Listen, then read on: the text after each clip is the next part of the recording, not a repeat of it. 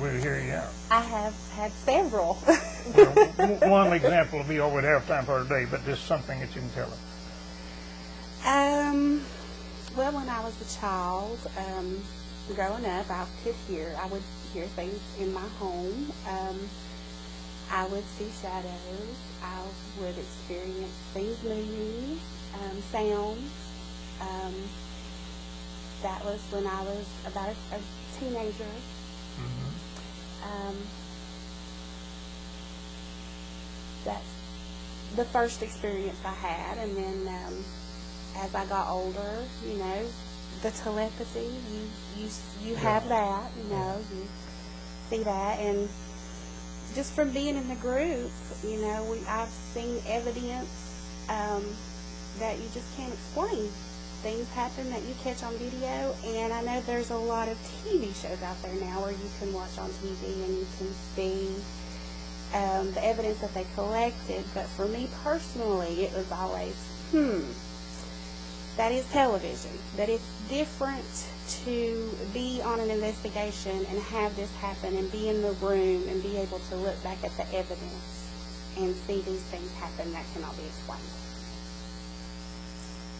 Okay. Have you ever thought about writing your experiences down for others to read or to pass on?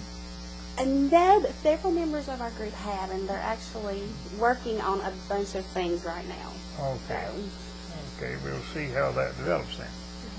You're next on the stand now. Can you tell us something? Well, most of my life I've seen people that are not there, older family members. I grew up over at Weaver Funeral Homes. I would see and hear things that wasn't normal, which I'm not saying that, you know, they're necessarily haunted, but I do believe that we can come back and see our own lives and things like that. So it's a good possibility that I've seen more than any member in the group, but it's almost a normal occurrence if we go to a place that is supposedly haunted. I know from the time that I walk in whether it's going to be anything or not. Have you ever seen any one of your family that's passed on, older members or whatever? Okay. I've seen my grandfather on more than one occasion. I've seen his father when I was about 8. And he had been dead since like 34, and I hadn't ever seen a picture of him until I was almost 12. All right. And you, sir, can you tell us something? My first experience with a ghost was, it was cliche, but it was on Halloween. I was a small child.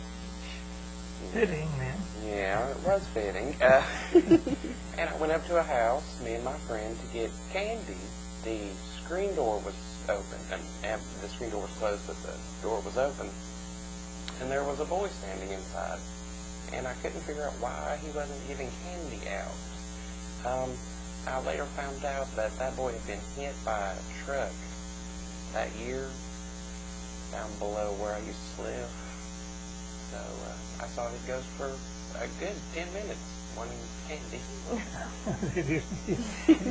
The ghost didn't have any candy. The ghost didn't have candy. I was very upset about that.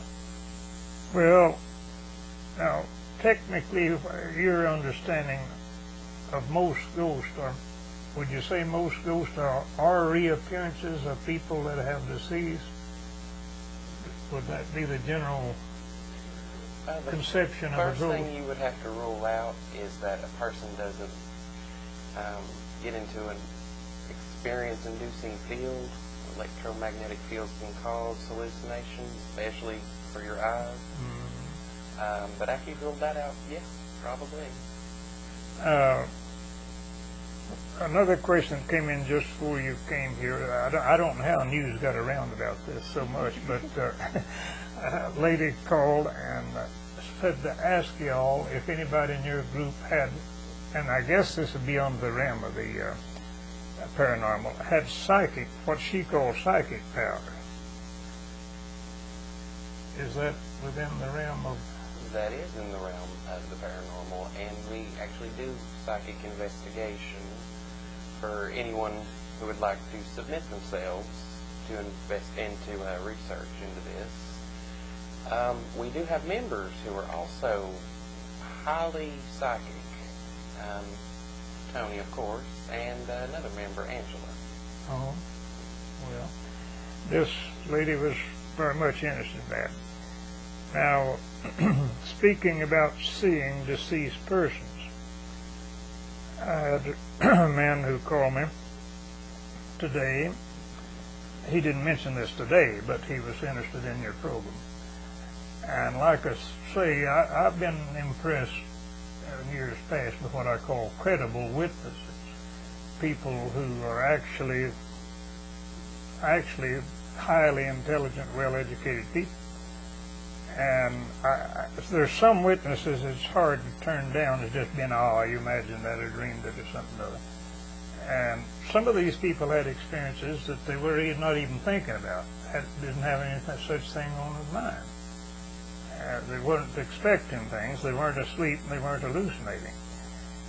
But this fella is highly educated, highly intelligent, super intelligent, and he's a high-powered businessman.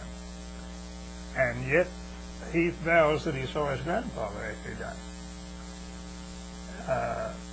He was riding down the road in a car, his grandfather's car, that had passed to him. And for some reason, he turned around, and his grandfather, he said, was sitting in the back seat with a smile on his face. For a certain reason, I don't have time to go into the details, but he had some reason to that. And that man will be seeing this show, and he'll recognize himself, of course. He's nobody's fool. Nobody can call him that, because he's super up front with everything, and well-educated, successful, very successful businessman.